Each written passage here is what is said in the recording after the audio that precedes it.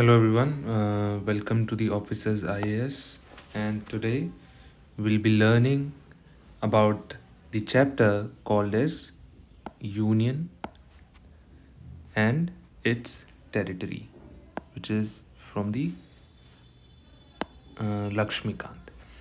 अब आपको लग रहा होगा कि सर आपने एकदम से क्या, ये तो संविधान का वो लग रहा है। यस, मैं लक्ष्मीकांत के रेफरेंस में भी आपको पढ़ाऊँगा, बट मैं आपकी आदत डालना चाहता हूँ कि आप डायरेक्टली कॉन्स्टिट्यूशन में जो प्रोविजंस दे रखे हैं आप डायरेक्टली उसको रीड करो, बिकॉज यूपीएससी का जो पूछने का जो वो है सोर्स है, that is only from the basic sources. अगर आप यूपीएससी की तैयारी कर रहे हो, बाकी जो स्टेट सर्विसेज के एग्ज़ाम है वो इधर उधर लक्ष्मीकांत वगैरह रेफरेंस बुक से पूछते हैं, लेकिन generally when you see the paper of UPSC, वो जनरली या तो आपकी एनसीईआरटी से पूछेगा या फिर डायरेक्ट कॉन्स्टिट्यूशन, अगर if you are talking about the polity. तो इस वजह से मैं आपकी थोड़ी एक आदत डालना चाहता हूँ कि पहले हम इसमें से प्रोविजंस में देखें और फिर उसके बाद हम बाकी चीज़ें देखें। ठीक है, तो देखते हैं यूनियन एंड इट्स टेरिटरी। ठीक है, अब इसके ना देखो जो 3 मेन वो हैं इसके आर्टिकल। ठीक है, अगर हम अगले उसमें जाएंगे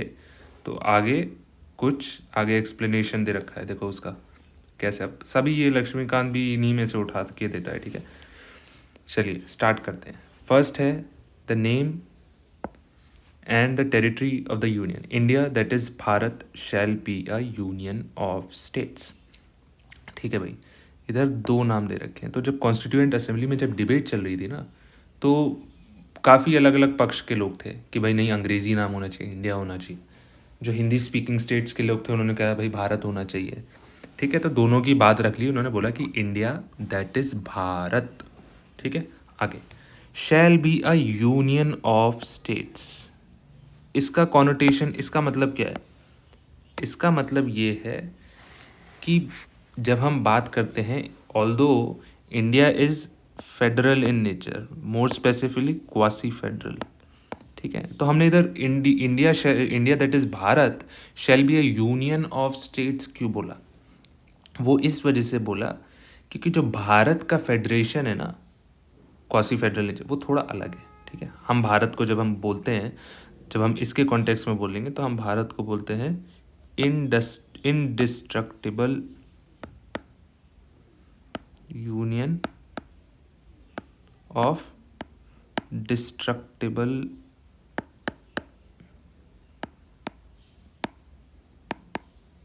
स्टेट्स। मतलब इनडिस्ट्रक्टिबल यूनियन जब मैंने बोला तो इसका मतलब ये हुआ कि यूनियन ख़त्म नहीं हो सकता, यूनियन को डिस्ट्रॉय नहीं किया जा सकता है, लेकिन वहीं पे स्टेट्स को डिस्ट्रॉय किया जा सकता है। बिल्कुल किया जा सकता है। कितनी बार हुआ, 2014 में आंध्र प्रदेश और तेलंगाना अलग हो गए।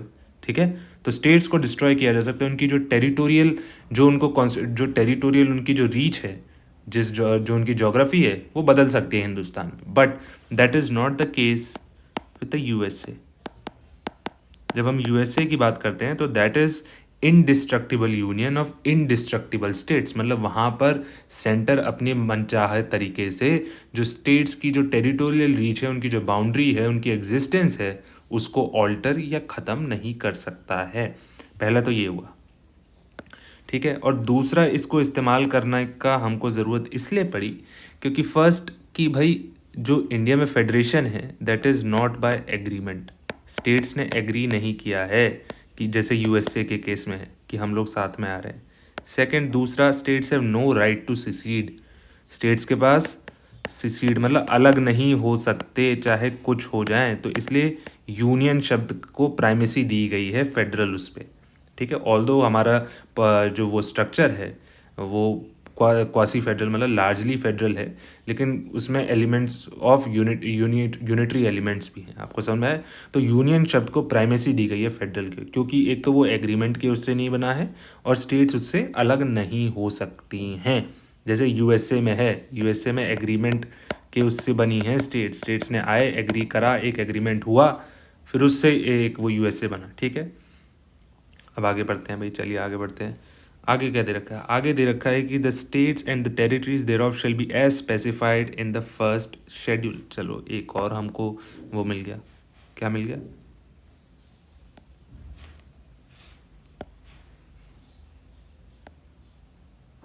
फर्स्ट शेड्यूल मतलब जो स्टेट्स के नाम वगैरह दे रखे होंगे वो कौन से उसमें दे रखे होंगे, फर्स्ट शेड्यूल में उनका नाम और उनकी टेरिटोरियल रीच उनकी। तो जब भी कोई सपोज करो, इससे हम ये क्या इन्फ्लुएंस ड्रॉ कर सकते हैं, मैंने बोला कि जब स्टेट्स का नाम और उनकी टेरिटोरियल रीच दोनों ही फर्स्ट शेड्यूल में दे रखे होंगे, तो सपोज करो किसी सेंटर ने किसी का नाम बदल दिया या फिर किसी की टेरिटोरियल बाउंड्रीज बदल दी, जैसे तेलंगाना और आंध्र प्रदेश 2014 में टेरिटोरियल बाउंड्रीज बदली गई कि नहीं गई। अगर ऐसा होता है तो क्या फर्स्ट शेड्यूल में अमेंडमेंट नहीं होगा? ऑब्वियसली होगा। समझ में आया? इससे हम ये इन्फ्लुएंस ड्रॉ कर सकते हैं। चलिए आगे बढ़ते हैं। The territory of India shall comprise the territories of the states, the union territory specified in the first schedule, such other territories as may be acquired. तो 3 है। तो territory of India, when we say territory of India, it is in a larger context, it is in a larger context. How come? It includes the territories of the states, जैसे कि उत्तर प्रदेश, मध्य प्रदेश, ठीक है, etcetera. Then there are union territories, और कौन सी administrative units होती हैं? अब chief commissioner provinces तो होती नहीं है अंग्रेज़ों के ज़माने से, ठीक है। तो अगर हम टेरिटरी की बात करें तो यही तो है, प्लस फ्यूचर के उस कॉन्टेक्स्ट में भी दे रखा सच अदर टेरिटरीज एज में बी एक्वायर्ड। जैसे बांग्लादेश और इंडिया में हुआ था, तो बांग्लादेश ने इंडिया को 55 कॉन्क्लेव्स दिए थे और इंडिया ने बांग्लादेश को 111 कॉन्क्लेव दिए थे। तो these are such territories which have been acquired, mention नहीं थी, ठीक है। अब आगे बढ़ते हैं। इस एडमिशन और इस्टेब्लिशमेंट ऑफ न्यू स्टेट्स, आप जब पढ़ते हो तो बहुत ध्यान रखा करो कि स्टेट शब्दों पे कौन से, खासकर उसमें लॉ के अंदर प्रीफिक्स वगैरह क्या लगे हैं, ठीक है। तो एडमिशन और इस्टेब्लिशमेंट ऑफ न्यू स्टेट्स, ये आपका शब्द है हाईलाइट करने वाला, ज़्यादा डार्क हो गया, न्यू स्टेट्स, ठीक है। और नीचे अगर आप आर्टिकल 3 देखो, ये वाला आर्टिकल देखो, तो उसमें क्या देखा है, एग्जिस्टिंग स्टेट्स, सही है। तो अगर यूनियन को कोई नए, सपोज करो let's say this is the union, right, this is state outside which is not has been the part of union, अभी यूनियन का पार्ट नहीं है, but when we add to it ना, तो हमारे को कौन से आर्टिकल में अमेंडमेंट करना पड़ेगा, आर्टिकल नंबर 2, ठीक है, done. Let's say there are 2 states here, ठीक है, उन दोनों को मर्ज करके एक स्टेट बना दिया।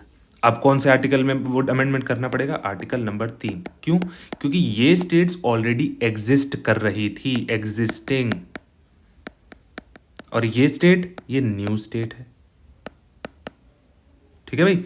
चलिए ठीक है। नाउ 2A, अब अगर हम आर्टिकल में देखें 2A, इसमें पहले आगे ऊपर ही आपको दोबारा पढ़ा देता हूँ कि पार्लियामेंट में by law admit into the union और establish new states on such terms and condition as it thinks fit. 2A, article 2A, Sikkim to be associated with the union omitted by the constitution 36 amendment act 1975। तो जब constitution में 36 amendment act हुआ था 1975 में, जब सिक्किम को add किया गया था, फिर 1976 में रेफरेंडम हुआ, चोग्याल का इंस्टीट्यूशन को ख़त्म कर दिया गया। So you see, Sikkim was not part of the Indian union as such till that day. समझ में आया? तो इसलिए आर्टिकल 2 में अमेंडमेंट हुआ, सही है। चलिए अब आर्टिकल 3 में आते हैं। तो इसमें क्या है, अब देखो इसमें क्या है, एक और शब्द पे हमको गौर करना है। दूसरा शब्द क्या है, पार्लियामेंट। पार्लियामेंट ही बना सकता है, समझे, पार्लियामेंट ही एडमिट कर सकता है। चलिए आर्टिकल 3 में जाते हैं। पार्लियामेंट, इसमें आप ये याद रखना कि कौन से उसमें, ये बहुत बार आ चुका है, यूपीएससी में भी पूछा है 1975 में। सिक्किम को स्टेटहुड कब मिली, विच इज़ बेसिकली 1975, ठीक है, 1976, आप 1975 उसमें दे रखा होता है, लेकिन एक्चुअली में 1976 है। चलिए कोई नहीं। आर्टिकल 3 में पार्लियामेंट में by law form a new state by separation of territory from any state or by uniting 2 or more states or parts of states or by uniting any, let's look at this one by one, ठीक है। form a new state by separation of territory, suppose करो this is India, this is state 1 and this is state 2, ठीक है।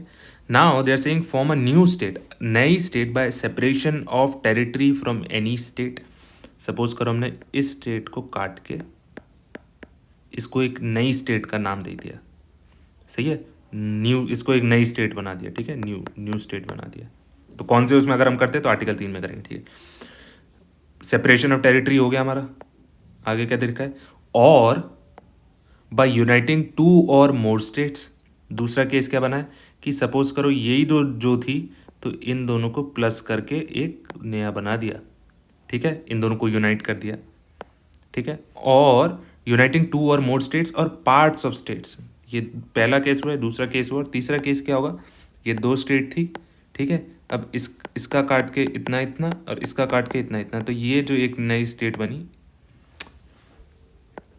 समझ में आया आपको, तो ये जो नई स्टेट बनी, ठीक है, ये हो गया। और पार्ट्स ऑफ स्टेट्स, और बाय यूनाइटिंग एनी टेरिटरी, ये तीसरा केस था, और by uniting any territory to a part of any state. Suppose करो लेट्स से वेस्ट बंगाल ही ले लो, ठीक है, दिस इज़ वेस्ट बंगाल, तो जो बांग्लादेश ने हमको दिए 55 कॉन्क्लेव, तो this territory has been added to Bengal, ठीक है, ये हो गया, सही है। हम आगे बढ़ते हैं, चलिए आगे क्या लिख रखा है, increase the area of any state, increase decrease boundaries को ऑल्टर करना, सही है, या फिर नाम को बदलना। तो जैसे नाम कैसे, मैसूर का क्या बदला गया है, कर्नाटका, ठीक है, सही है, अगर नाम वगैरह बदलना है तो, सही है। तो आर्टिकल 3 हो गया, आपको समझ में आ गया। आर्टिकल 2 में नई स्टेट बाहर से आ रही है, आर्टिकल 3 में इंटरनल रीएडजस्टमेंट हो रहा है, अंदर ही अंदर रीएडजस्टमेंट हो रहा है, internal readjustment. States already exist कर रही हैं, लेकिन हम लोग स्टेट्स ऑलरेडी एग्जिस्ट कर रही है, लेकिन हम आप उसी में ही तोड़ फोड़ कर रहे हैं, ठीक है। आगे बढ़ते हैं, इसी का पार्ट 1 का एक्सप्लेनेशन है। Provided that no bill for the purpose shall be introduced in either house of the parliament except on the recommendation of the president and unless where the proposal contained in the bill affects the area, boundaries or name of any of the states. The bill has been referred by the president to the legislature of the state for expressing its views within such period as may be specified in the reference. In this article, in clauses A to E, state includes a union territory, but in the proviso, state does not include a union territory. अब इसमें बोला article clause a to e, clause a to e, these are, जो article 3 है ना, article 3 के अंदर देखो clause A से लेकर ई तक, समझ में, उसके अंदर बोला, अभी मैं ऊपर का भी पढ़ाऊंगा, उसके अंदर का बोला है कि कहाँ लिखा है, हाँ, in this article in clauses A to E, A से ई के क्लॉज के बीच में states include a union territory, मतलब यूनियन टेरिटरी में भी सब वो जोड़ भाग कर सकते हैं। यूनियन टेरिटरी का एक पार्ट काट के एक नई स्टेट बना सकते हैं, दो यूनियन टेरिटरीज को जोड़ के उनका एक पार्ट, दो यूनियन टेरिटरीज को जोड़ के एक बड़ी यूनियन टेरिटरी बना सकते हैं, दो यूनियन टेरिटरीज के पार्ट को कट करके एक नई यूनियन टेरिटरी बना सकते हैं। समझे, जो भी था स्टेट के कॉन्टेक्स्ट में, state includes the union territory here, but in this provision state does not include a union territory. ये जो प्रोविजन दे रखा है ना आपका, ये provided that no bill for the purpose shall be introduced वगैरह, ठीक है, it shall not include a union territory. ठीक है, आगे बढ़ते हैं। The power conferred on parliament by clause a includes the power to form a new state और union territory by uniting a part of any state और union territory to any other state और union territory. मतलब जो ए से E के भी, जो ए से ई, जो ए के, ये रहा जो आपका क्लॉज ए है, ये रहा क्लॉज ए, इस क्लॉज ए में नॉट जस्ट स्टेट, मतलब मैंने तो आपको दो स्टेट्स के रेफरेंस में दिया था ना, बस इसमें ये बोल रहे हैं कि भाई, इसमें बस ये बोल रहे हैं कि भाई सपोज करो ये स्टेट था और ये यूटी था। मैंने आपको स्टेट के कॉन्टेक्स्ट में बताया, इन्होंने बोला था कि स्टेट और यूटी के कॉन्टेक्स्ट में भी हो सकता है। स्टेट का पार्ट काट के यूटी को दे दिया, यूटी का पार्ट काट के उसको स्टेट को दे दिया, ऐसे, समझे।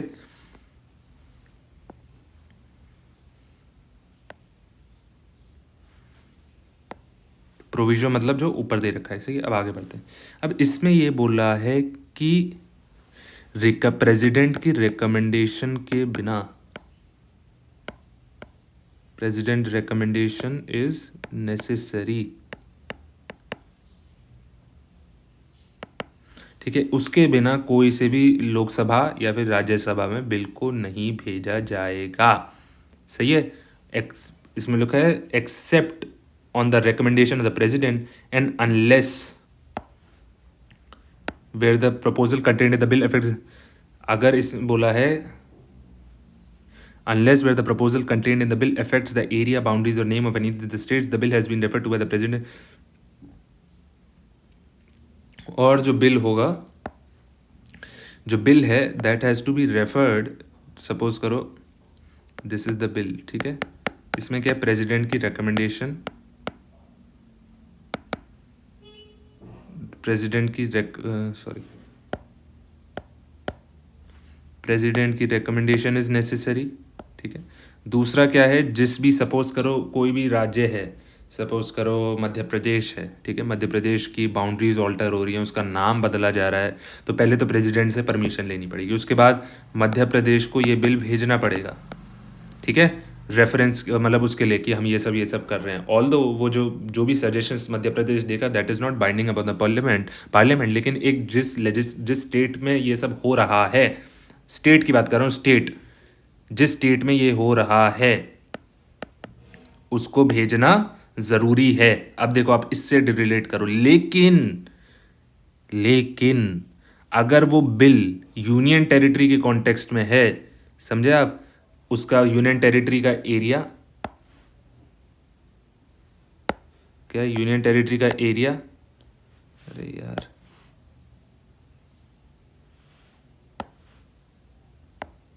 हाँ, यूनियन टेरिटरी का एरिया, उसकी बाउंड्री और या फिर नाम, ठीक है। अगर यूनियन टेरिटरी का एरिया, बाउंड्री या नाम बदला जा रहा है ना, तो उस केस में उस यूनियन टेरिटरी को ये बिल रेफर करना is not at all necessary.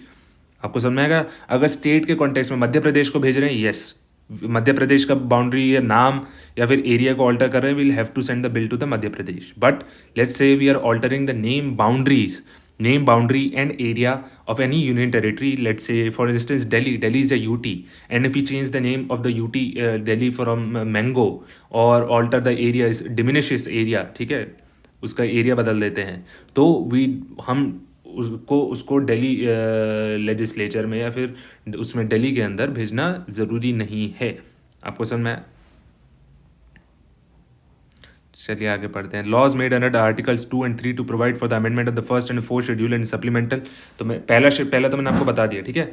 तो इसमें ये बोला है कि अगर लॉ कानून बने आर्टिकल 2 और आर्टिकल 3 में के बीच में, यानी कि क्या बोल रहे हैं कि अगर वो एडमिशन ऑफ न्यू स्टेट्स हुआ या फिर इंटरनल रीएडजस्टमेंट हुआ, तो कौन कौन से शेड्यूल में अमेंडमेंट होगा, फर्स्ट शेड्यूल और सेकंड शेड्यूल, ठीक है, फर्स्ट शेड्यूल और सेकंड शेड्यूल। फर्स्ट शेड्यूल में क्या है, names and boundaries of states, ठीक है। सेकंड शेड्यूल वो सॉरी फोर्थ शेड्यूल, यार I am sorry, really sorry, ठीक है।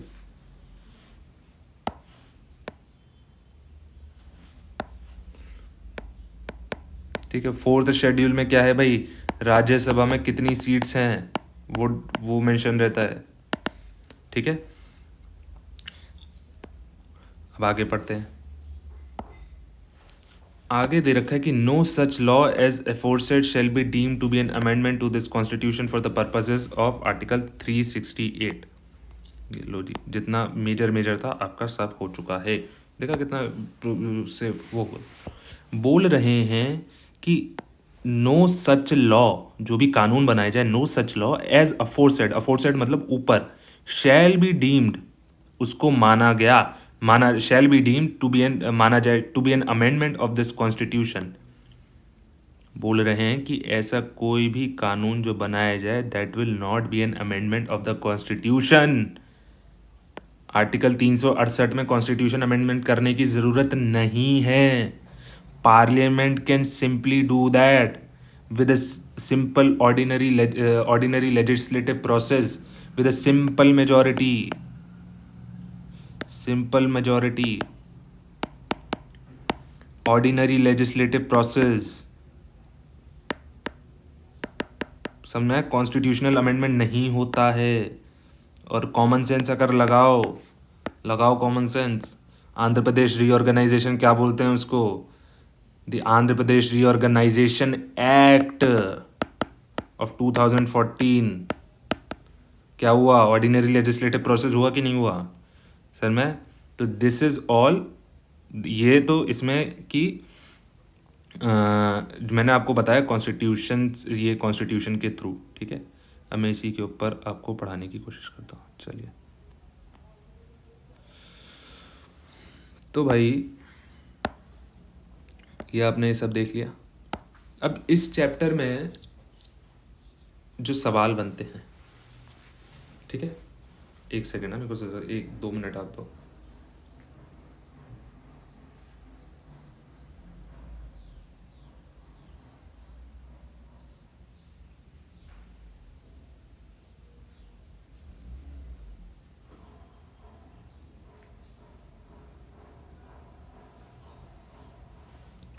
यूपीएससी में जो सवाल आपको पता है कंसेप्चुअल बनते हैं, और बाकी स्टेट सर्विसेज में फैक्चुअल बहुत पूछते हैं, ठीक है। तो वी हैव टू अंडरस्टैंड कि how this states were integrated etcetera, मतलब states union and its states में, मतलब स्टेट्स कैसे इंटीग्रेट हुई, कौन कौन सी स्टेट्स थी, स्टेट्स को स्टेटहुड कब कब मिली, ये बात पूछते हैं, कौन कौन सी कमीशन बैठी, ठीक है।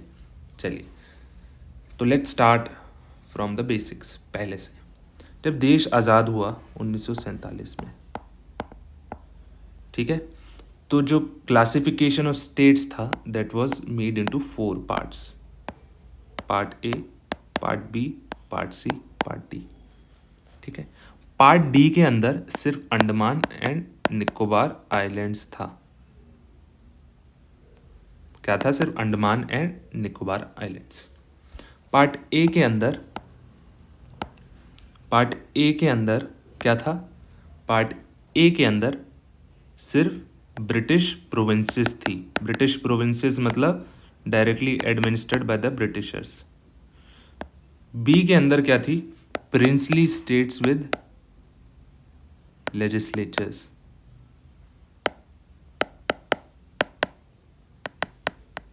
ठीक है। सी में क्या थी? प्रिंसली स्टेट्स, कुछ प्रिंसली स्टेट्स विद लेजिस्लेचर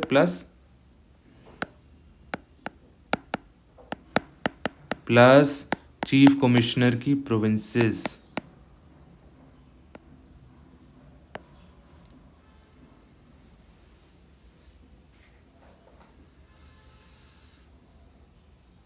और वो चीफ कमिश्नर की प्रोविंसेस कौन कौन सी थी भाई? अजमेर, मेवाड़, कूर्ग,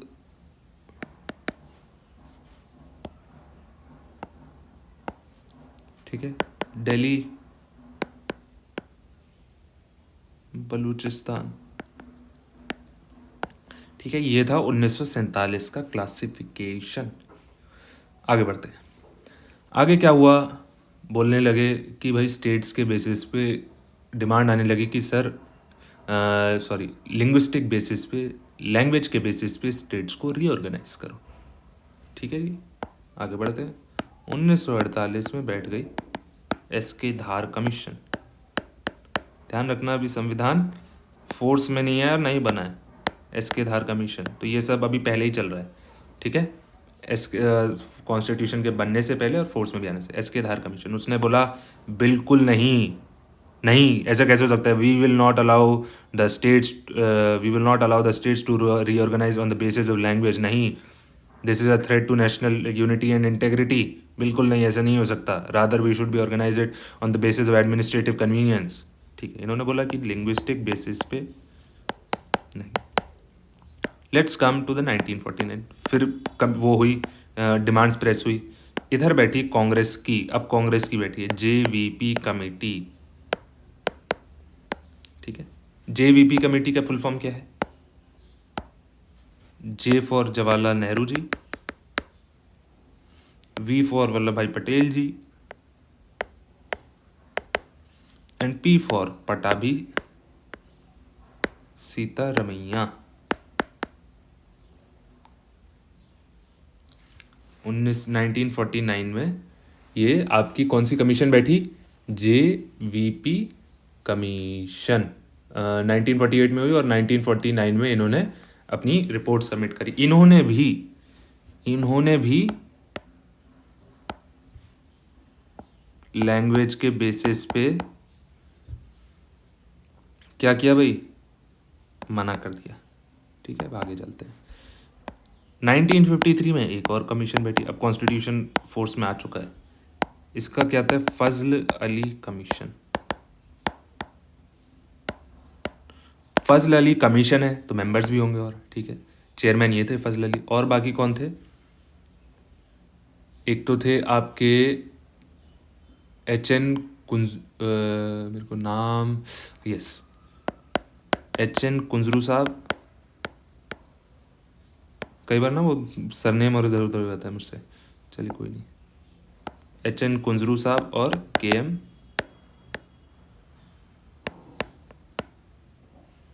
ठीक है, KM पानीकर।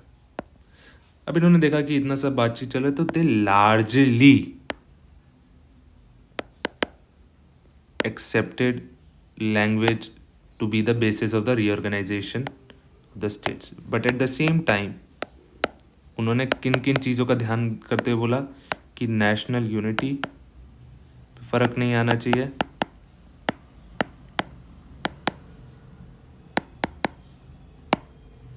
ठीक है, और इन्होंने क्या बोला कि लिंग्विस्टिक और कल्चरल होमोजिनिटी मतलब होता है सेम। अगर मैं कोई चीज़ बोल रहा हूँ, सपोज करो होमोजीनस, होमो मतलब होता है सेम, जैसे होमोसेक्सुअलिटी भी होती है, तो होमो मतलब सेम, तो होमोजीनस मतलब कि सेम, एक ही राज्य में लगभग try to maintain linguistic as well as cultural homogeneity, कि वहाँ के लोगों के जो त्यौहार हैं, पहन सहन है, पूजा पाठ करने का तरीका है, फिर वर्शिप करने, that we should try to maintain it, homogeneity, ठीक है। और इन्होंने भी आगे बोला फाइनेंशियल, इकोनॉमिक एंड एडमिनिस्ट्रेटिव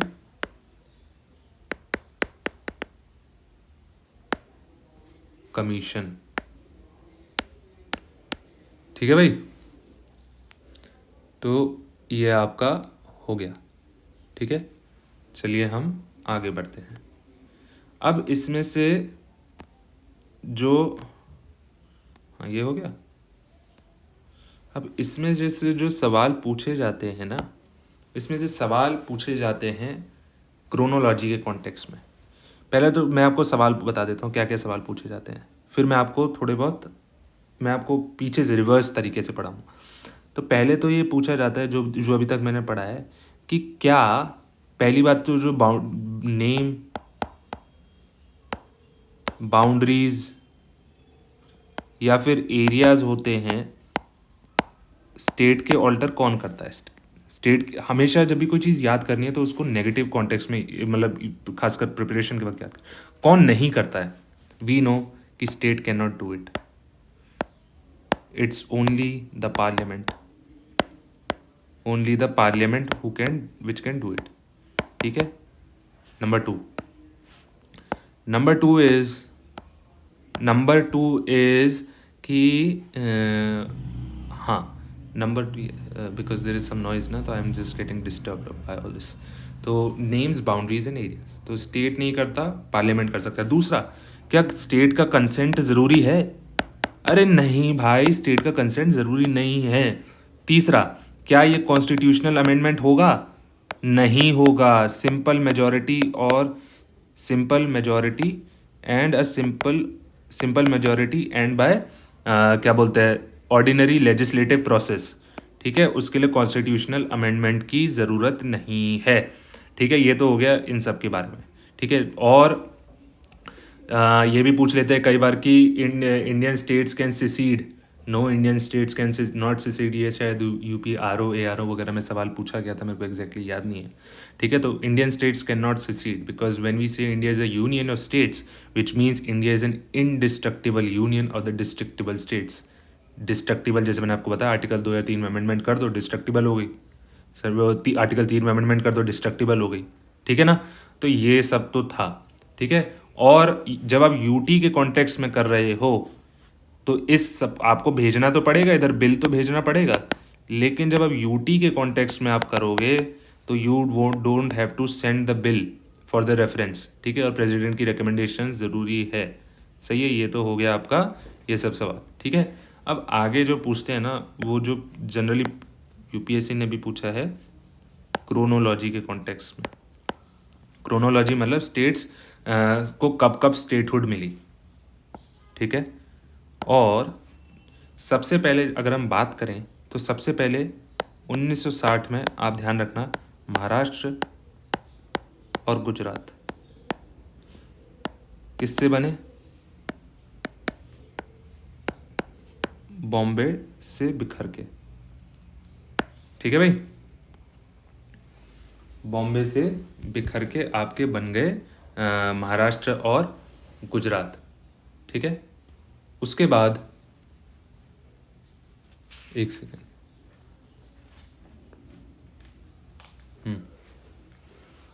उसके बाद अगर हम आए तो वो है दादरा एंड नगर हवेली। अभी स्टेटहुड की बात नहीं हो रही है, इनकी यूटीज़ की बात हो रही है, ठीक है। अब बस ऐसे याद रखना। उसके बाद दादरा एंड नगर हवेली को 1954 में ही आज़ादी मिल गई, ठीक है। अब देखो अगला ध्यान रखना, गोवा दमन एंड दीव को आज़ादी 1961 में मिली। और ये तीनों ही ये पोर्चुगीज़ ऑक्यूपेशन में थे, नॉट द फ्रेंच, ठीक है। तीनों ही, ये Dadra and Nagar Haveli, Goa Daman and Diu, तीनों ही पोर्चुगीज उसमें थे पोजीशन में। तो दादरा एंड नगर हवेली 1954 में आज़ाद हुई, गोवा दमन एंड दीव 1961 में आज़ाद हुआ, ठीक है। अभी बस इन दोनों के कॉन्टेक्स्ट में, इनके कॉन्टेक्स्ट में बस ये याद रखना। उसके बाद गोवा को जो स्टेटहुड मिली उसको मिली 1987 में। मैं आपको याद करने का तरीका भी बाद में बता दूंगा, लेकिन याद रखना कि गोवा दमन एंड दीव मतलब it means Goa was separated from the Daman and Diu in the year 1987। Goa got the statehood in 1987 which means it is very recent, ठीक है। चलिए आगे बढ़ते हैं। आगे है पुडुचेरी। पुडुचेरी के अंदर कौन कौन से वो एरिया आते हैं? कारायकाल, माहे, यानम एंड पुडुचेरी। मेरी हैंडराइटिंग यार थोड़ी सी गंदी है तो फिर डोंट माइंड इट। तो इन लोगों तो ये लोग सीधे साधे थे, उन्होंने देखा ये फ्रेंच के ऑक्यूपेशन में था, यू रिमेंबर माहे, ठीक है। हाँ, तो ये सब फ्रेंच के कनेक्शन है। उन्होंने देखा भाई 1954 में सरकार अब वो ले रही है, इससे बेटर है चुपचाप ही खिसक लो, अभी खिसक लो, बेइज्जती होने से बढ़िया। तो उन्होंने 1954 में ही हैंड ओवर कर दिया था, ठीक है ना। नाउ लेट्स अगला क्या आता है? नागालैंड। नागालैंड को स्टेटहुड कब मिली? अब हम स्टेटहुड की बात करें, नागालैंड को स्टेटहुड 1953 में ही मिल गई थी, 1953, ठीक है, 1953। अब आगे चलते हैं, ठीक है।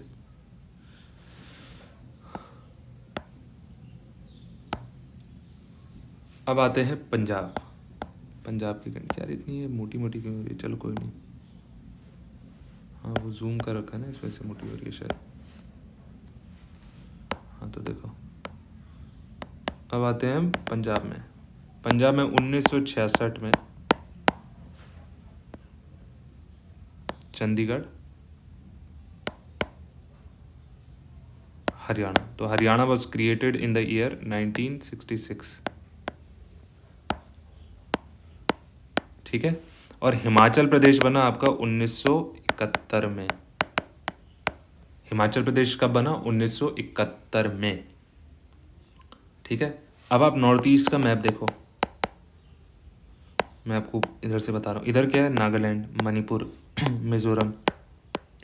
इधर क्या है? त्रिपुरा, ठीक है, त्रिपुरा, मेघालय, असम और अरुणाचल प्रदेश, ठीक है। असम तो इक्वेशन के ही बाहर है, वो तो जब हुआ था तभी सब कुछ हो गया था, ठीक है ना।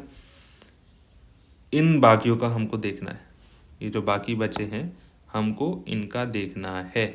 तो इसमें ये जो आपका मणिपुर है, ये वाला जो एरिया है मणिपुर, त्रिपुरा और Meghalaya, it got in the year 1972, ठीक है भाई, 1972 में।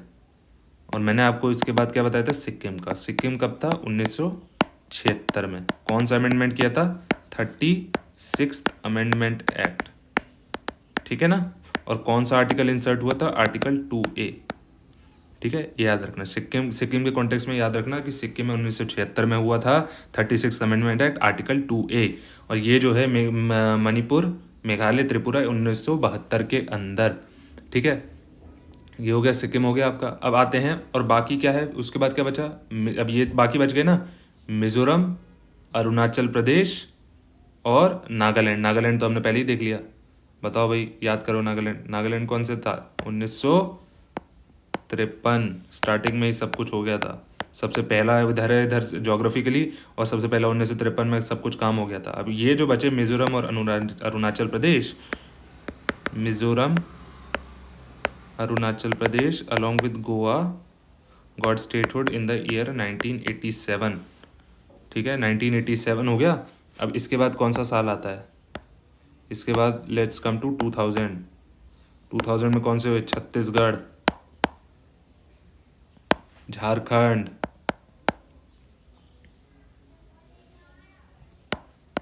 उत्तराखंड, यूके। ठीक है, छत्तीसगढ़, उत्तराखंड और झारखंड, दोनों खंड। ठीक है, और छत्तीसगढ़। ठीक है, सही भाई। छत्तीसगढ़ बना एमपी से, झारखंड बना बिहार से, और उत्तराखंड बना यूपी से। ठीक है, ये हो गया आपका 2007। फिर 2014 में आते हैं। 2014 में तेलंगाना। इसकी कहानी इंपॉर्टेंट है। तो पहले अगर हम बात करें, 1953 में first state based on the language was created. First state based on the language was created in the 1953 which was called as Andhra state. अभी रुको, आंध्र प्रदेश बनाएंगे इसको। आंध्रा स्टेट, ये आंध्रा स्टेट कैसे हुई थी? नीचे ऊपर देखो, ये आंध्र प्रदेश है, और नीचे क्या है? नीचे का एरिया क्या है? तमिलनाडु। ठीक है, तो इसमें जो तेलुगु स्पीकिंग एरियाज थे ना तमिलनाडु के, पहले बहुत बड़ा होता था। ठीक है, तो ये जो तेलुगु स्पीकिंग एरियाज थे दैट वाज उसको आंध्र, उसको सबको जोड़ के एक आंध्र स्टेट बना दिया। ठीक है, सही। Now let's come to 1956। 1956 में क्या था? हैदराबाद स्टेट के अंदर जो तेलुगु स्पीकिंग एरियाज थे that was merged into the, Hyderabad से जो तेलुगु स्पीकिंग एरियाज थे that was merged into the Andhra state which was now called as Andhra Pradesh. समझ में आया? तो पहले कौन सी कैपिटल थी? पहले कैपिटल थी कुरनूल, और अब कैपिटल हो गई इसकी हैदराबाद। ठीक है भाई, अब आगे आते हैं। आगे 2014 में आंध्र प्रदेश रीऑर्गेनाइजेशन एक्ट हुआ, और इन ये किसकी, जो ये आंध्र स्टेट बना दैट वाज आफ्टर कि एक इन्होंने फास्ट किया था, श्रीराम पोटू करके हैं कोई।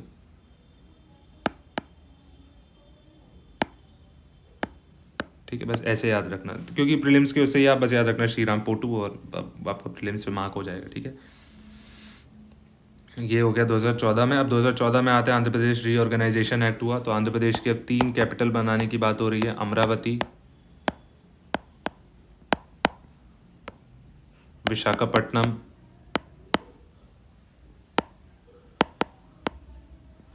विशाखापट्टनम। ठीक है, और कुरनूल।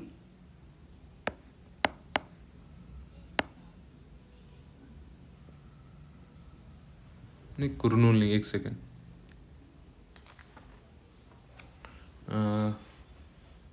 मेरे को शायद कुरनूल ही है। चलिए मैं एक बार फिर भी देख के बता दूंगा, मेरे को एग्जैक्टली याद नहीं है, but this is not important as such. बस आप याद रखना कि आंध्र प्रदेश में 3 कैपिटल है। Amravati will be the legislative capital. ठीक है, Visakhapatnam will be the executive capital,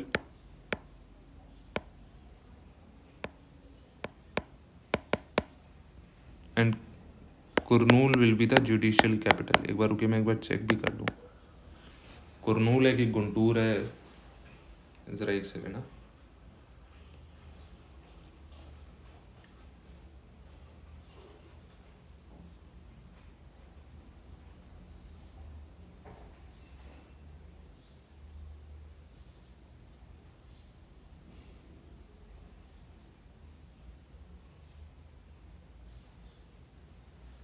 से कुरनूल ही है। ठीक है, कुरनूल ही है, बट एक बार कंफर्म कर लेना चाहिए ना।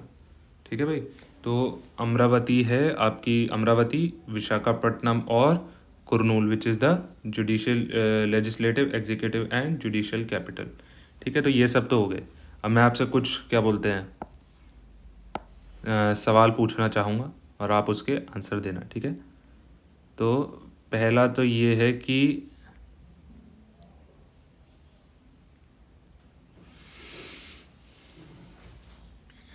तो पहला आपसे सवाल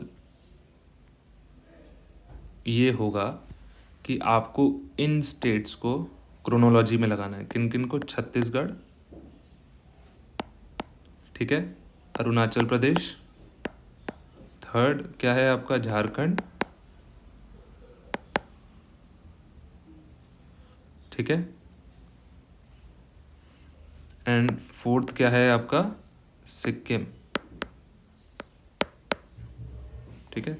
अब आप इसमें कंफ्यूज हो सकते हो, तो मैं आपको बता देता हूँ कि जो झारखंड था, although form Jharkhand and Chhattisgarh were formed in the same year 2000, but Jharkhand was formed a bit later, like 14-15 days later than the Chhattisgarh.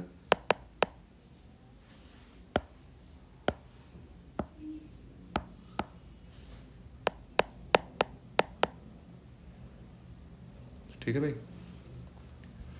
चलो करो अब आप लोग। आपके ऑप्शन भी दे दूं क्या? ऑप्शन आपके क्या हैं? 4132, 4213, 3214 और 1423, ठीक है। आप इसको पॉज करके सोचो इसका आंसर क्या हो सकता है, ठीक है। चलिए, तो इसका आंसर होगा बी, विच इज 4213। 4213 कैसे? Sikkim was formed in the Sikkim was formed in the year 1975, ठीक है, 1975, ठीक है। सेकेंड आंध्र प्रदेश, सॉरी आंध्र प्रदेश नहीं यार, अरुणाचल प्रदेश में, आंध्र प्रदेश बोल रहा हूँ, ऊपर एपी हो गया ना, अरुणाचल प्रदेश, ठीक है। तो अरुणाचल प्रदेश कब हुआ था भाई? Arunachal Pradesh was formed in the year 1987 along with the states like Mizoram and Goa, ठीक है। अगेन छत्तीसगढ़ और झारखंड में मैंने आपको बता दिया कि छत्तीसगढ़ पहले हुआ था, तो 4, 2, 4, 2, 1 एंड 3, ठीक है। चलिए आगे चलते हैं, एक और आपको क्रोनोलॉजी का क्वेश्चन देता हूँ मैं। आंध्र प्रदेश है, ठीक है इस बार। हिमाचल प्रदेश, थर्ड क्या है? हरियाणा, और फोर्थ क्या है? सिक्किम,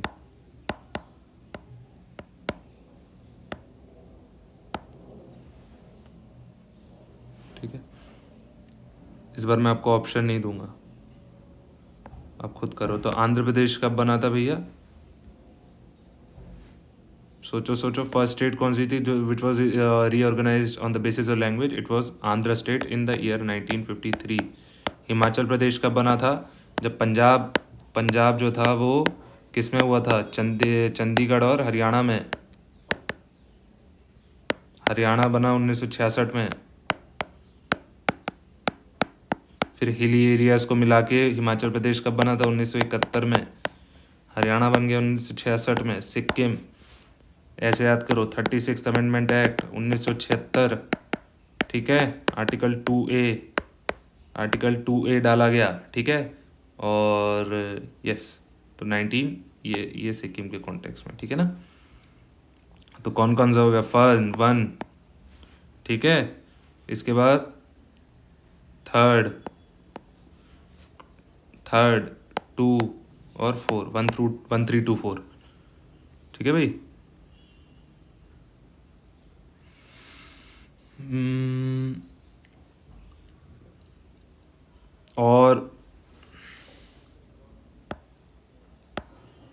और क्या कोई क्वेश्चंस पूछे जा सकते हैं? मैं आपको साथ साथ में सवाल भी करा रहा हूँ ताकि आपको याद रहे। और आपको आप पूछा जाए, लैंग्वेज कमीशन कौन सी बैठी थी जिसके बेसिस पे स्टेट्स रीऑर्गेनाइजेशन एक्ट को वो बनाया गया था? States reorganisation act was enacted in the year 1956, ठीक है। और उसके लिए कॉन्स्टिट्यूशनल अमेंडमेंट किया था, 7th constitutional amendment act in the year 1956। क्योंकि मैंने बताया ना, आर्टिकल 2 और 3 में if you do the amendment तो आपको फर्स्ट शेड्यूल और फोर्थ शेड्यूल में भी अमेंडमेंट करना पड़ेगा।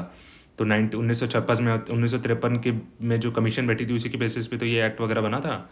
और रीऑर्गेनाइजेशन होता। तो 1953 वाली कमीशन की मैं बात कर रहा हूँ। 1953 वाली कमीशन का नाम था फजल अली कमीशन। उसमें मेंबर याद रखना कि कौन कौन थे। HM Kunzru and KM Panikkar, ये 2 मेंबर्स थे, ठीक है ना। उन्होंने लार्जली एक्सेप्ट कर लिया था। इससे पहले जो 2 कमीशन बैठी थी, the very first one was SK Dhar commission इन 1948, जिसने एक्सेप्ट नहीं किया था, बिल्कुल भी मना कर दिया था। उसके बाद 1949 में JVP कमेटी बैठी थी, उसने भी मना कर दिया था। तो आपसे सवाल ये एक तो क्रोनोलॉजी में भी पूछ सकते हैं, SK धार, JVP और फजल अली और कुछ और दे देंगे, ठीक है। ये कमीशन आपकी क्रोनोलॉजी के लिए 4 वो ऐसे दे सकते हैं कि इन तीनों को आगे पीछे करके आपको 4 ऑप्शन दे देंगे, ठीक है। ऐसे पूछ सकते हैं। दूसरा आपको क्या पूछ सकते हैं कि एक क्वेश्चन दे सकते हैं, इसमें पूछ सकते हैं which of these is not a language commission, ठीक है। UPSC में बेसिक पूछता है, ज़्यादा नहीं पूछते, ठीक है ना। तो बस इस वाले चैप्टर में सिर्फ इतना ही है। जो मैंने बताया याद रखना कि स्टेट्स जो है, स्टेट्स के पास कोई दम नहीं होता अपनी बाउंड्री, नाम, एरिया चेंज करने के लिए। सारा दम पार्लियामेंट के पास होता है। स्टेट्स के पास बिल जाता है, लेकिन यूटीज़ के पास नहीं जाता, यूनियन टेरिटरीज़ के पास नहीं जाएगा, ठीक है। और कह के याद रखना कमीशन कौन कौन सी बैठी थी, ये याद रखना, ठीक है। क्रोनोलॉजी याद रखना, ठीक है। खासकर स्टेट्स वो कब बनी थी, समझे हैं। जैसे हरियाणा 1966 में, गोवा 1987 में, सिक्किम 1976 में, ठीक है। छत्तीसगढ़ झारखंड और उत्तराखंड ये कब बने थे, 2000 में, ठीक है। और फिर 2000 के बाद 2014, ये कुछ का याद रखना। और मैंने आपको बस ये वो जो नॉर्थ ईस्ट में मैप से बताया था कि 1972 में कौन कौन थे। नागालैंड सबसे पहले फर्स्ट जोग्राफिकली पहले है, तो 1953 में बन गया था। उसके बाद मणिपुर, मिज़ोरम छोड़ो अभी, मणिपुर, त्रिपुरा और मेघालय 1972 में बन गए थे। मिज़ोरम और अरुणाचल प्रदेश की बात करें तो वो गोवा के साथ 1987 में बन गए। ऐसे क्रॉस वेब करके याद रखो उसको, जितना पढ़ोगे जितना उसको रिपीट करोगे उतना हो जाएगा। और हमेशा इसके लिए मेजॉरिटी कितनी चाहिए, सिंपल मेजॉरिटी। आपको अभी इसमें भी पढ़ाया कौन संविधान के अंदर कि कॉन्स्टिट्यूशनल अमेंडमेंट नहीं माना जाएगा, सिंपल मेजॉरिटी चाहिए, ऑर्डिनरी लेजिस्लेटिव प्रोसेस, ठीक है ना, और कुछ नहीं। याद रखना सिर्फ और सिर्फ सिंपल मेजॉरिटी, ठीक है। और एक जहाँ तक मेरे को याद आ रहा है, ये UPPCS में भी सवाल पूछा था, शायद 2013 या 14 का सवाल है। उसमें 4 ऑप्शन दे रखे थे कि which among the following is not a constitutional provision for the formation of the new states. उसमें था कि एरिया बढ़ा सकते हैं, घटा सकते हैं, नेम को क्या बोल सकते हैं, चेंज कर सकते हैं। और फिर शायद एक चौथा ऑप्शन था कि अ स्टेट में include a union territory, union territory. लेकिन जब मैंने अभी आपको कॉन्स्टिट्यूशन में पढ़ा है कि above this provision clause a two clause ई में इट इंक्लूड्स अ स्टेट, समझ में आया। बट यूनियन टेरिटरी नहीं, मतलब we don't have to send the bill to the union territory for their views. और जो व्यूज़ होंगे स्टेट के भी, they are not binding on the parliament. President का रिकमेंडेशन नेसेसरी है, सब चीज़ें याद रखना, ठीक है ना भाई। चलिए, thank you, have a nice day, ध्यान रखिएगा अपना।